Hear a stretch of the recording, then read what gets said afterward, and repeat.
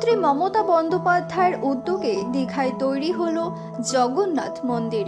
উদ্বোধন স্থল দীঘা থেকে দুর্গাপুরের পাণ্ডবেশ্বরের বিধায়ক নরেন্দ্রনাথ চক্রবর্তী বললেন, এ এক ঐতিহাসিক সন্ধিক্ষণের সাক্ষী হয়ে রইলাম। এটাই বাংলার সংস্কৃতি। মানুষের ঢল নামবে দীঘার জগন্নাথ ধামে। বাংলার মানুষ কুর্নিশ জানাচ্ছে মুখ্যমন্ত্রী মমতা বন্দ্যোপাধ্যায়কে। জাতপাতের রাজনীতি মানুষ পছন্দ করে না। সম্প্রীতির বার্তা পাণ্ডবেশ্বরের তৃণমূল বিধায়কের।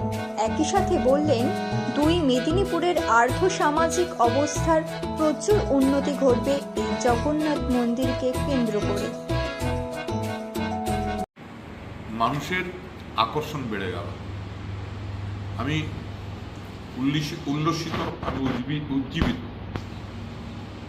কারণ আমি নিজে জগন্নাথ দেবের ভক্ত।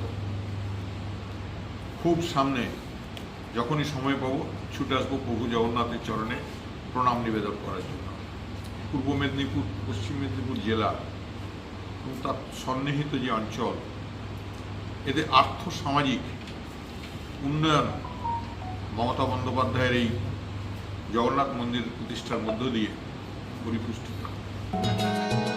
দুর্গাপুরেও জগন্নাথ মন্দিরের উদ্বোধন উপলক্ষে সিটি সেন্টারের 2 নম্বর ব্লক তৃণমূল কংগ্রেসের উদ্যোগে বিশেষ এক অনুষ্ঠানের আয়োজন করা হয়।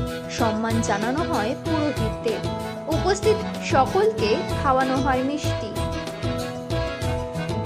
দুর্গাপুর থেকে অনুরাধা সেনগুপ্তের রিপোর্ট, খাঁটি খবর।